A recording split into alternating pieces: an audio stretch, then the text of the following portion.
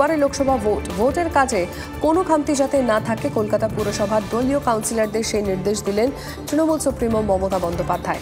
গতকাল পার্ক সার্কাসে ইফতারে যোগ দেন মুখ্যমন্ত্রী। সেখানে উপস্থিত ছিলেন কাউন্সিলররাও। ইফতার অনুষ্ঠানে কাউন্সিলরদের ভোটের কাজের পরামর্শ দেন মুখ্যমন্ত্রী মমতা বন্দ্যোপাধ্যায়।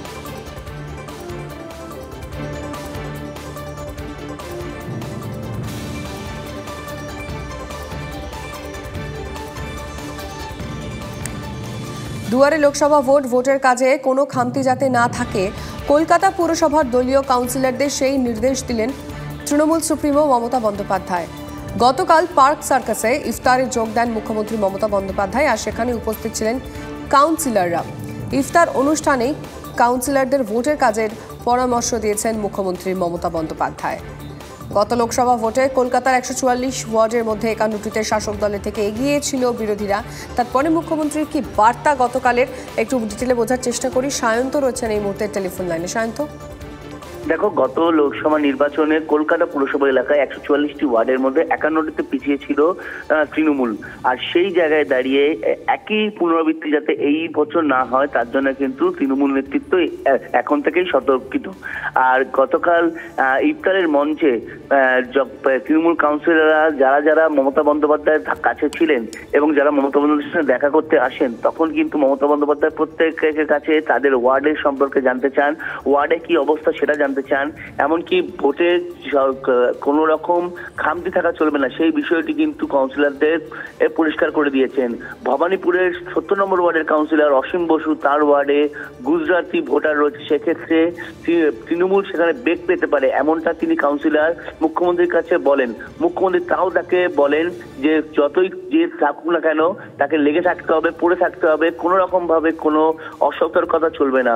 অর্থাৎ লোকসভা নির্বাচনের আগে উত্তর দক্ষিণ কলকাতা শুধু নয়, যাদবপুর এবং ডায়মন্ড হারবার লোকসভার মধ্যেও কলকাতা পুরসভার যে ওয়ার্ডগুলো পড়ে সেই ওয়ার্ডগুলো নিয়ে যথেষ্ট গুরুত্ব দিচ্ছে তৃণমূল নেতৃত্ব এবং তৃণমূল নেত্রী নিজেই। সেই কারণে কিন্তু কাউন্সিলরদের বাড়তি সতর্ক থাকার উপদেশ দিয়েছেন এই মঞ্চ থেকে। বুঝলাম শান্ত, ধন্যবাদ। লোকসভা ভোটে তৃণমূলের সেকেন্ড ইন কমান্ডের খাস নজর দক্ষিণ 24 পরগনায়। হওয়াটাই স্বাভাবিক, এই জেলাতেই পড়ছে তাঁর কেন্দ্র ডায়মন্ড হারবার। দক্ষিণ 24 পরগনার জন্য রীতিমতো ছক কষে ফেলেছেন অভিষেক। আচ্ছা, অভিষেকের রণকৌশলে কি মুখ্য ভূমিকায় ক্যানিং পূর্বের তৃণমূল বিধায়ক শওকত মোল্লা? কেন বলছি জানেন? দক্ষিণ 24 পরগনায় 3টি লোকসভা কেন্দ্রের অনেকটাই দায়িত্ব দেওয়া হয়েছে শওকতের ওপর। তার নেতৃত্বেই নেতাকর্মীরা ভোটের ময়দানে কাজ করছেন। কেন শওকতে আস্থা অভিষেকের?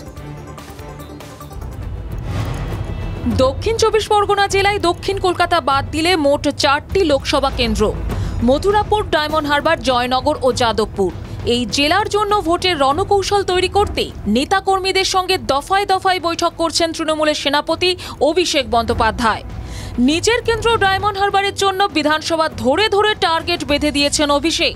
কোথাও 1 লক্ষ, কোথাও আবার 80,000 মার্জিন টার্গেট দিয়েছেন। তবে শুধু ডায়মন্ড হারবারই নয়, বাকি কেন্দ্রগুলিতে নজর অভিষেকের।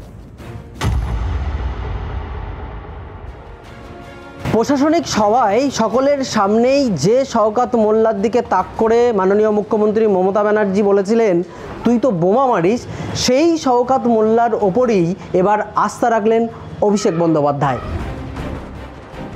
ডায়মন্ড হারবার লোকসভা কেন্দ্রের সাতগাছিয়া বিধানসভায় দীর্ঘদিন পর্যবেক্ষক হিসেবে কাজ করছেন শওকত। বলা বাহুল্য, ভোটের ময়দানে তৃণমূল স্তরে ওই বিধানসভায় শওকতের অনুগামীরা দাপিয়ে কাজ করতে পারবেন।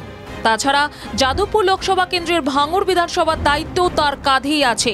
আরাবুল কায়জারহীন ভাঙড়ে এখন কার্যত দণ্ডমুণ্ডের কর্তা শওকত মোল্লাই।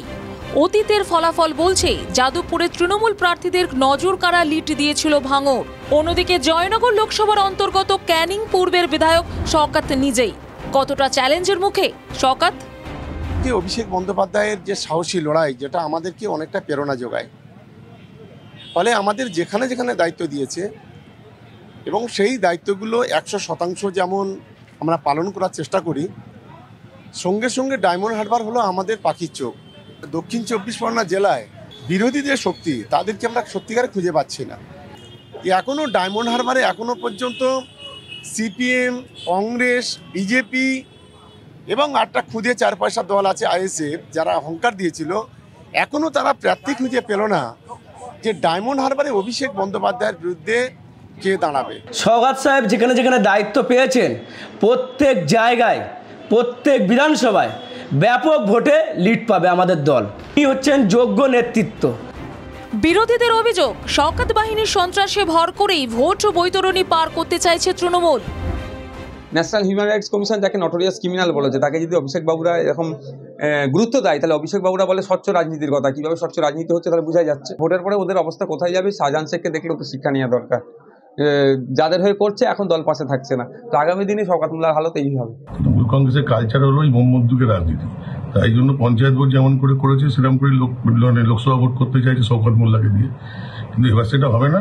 কারণ এবারে কেন্দ্রীয় বাহিনীর দ্বারা ভোট হবে এবং মানুষের ভোট দিতে পারবে। দায়িত্ব নিন, শুভেচ্ছা রইল।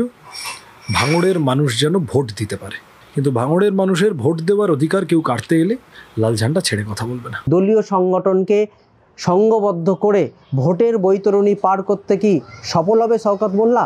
এখন সেই প্রশ্ন রাজনৈতিক মহলে। আসন সমঝোতা নিয়ে কংগ্রেসের মনোভাবে ক্ষোভ, খার্গেকে নালিশ করবেন সীতারাম ইয়েচুরি ও ডি রাজা। সিপিএম সিপিআই নেতৃত্বের অভিযোগ, পশ্চিমবঙ্গ ও কেরল বাদ দিয়ে ভারতে কংগ্রেস দুই প্রধান বাম শরিক সিপিএম ও সিপিআই এর জন্য মাত্র 2টি আসন ছেড়েছে, অথচ দুই দলই কংগ্রেসের কাছে 7-8টি করে আসন ছেড়ে দেওয়ার অনুরোধ জানিয়েছিল।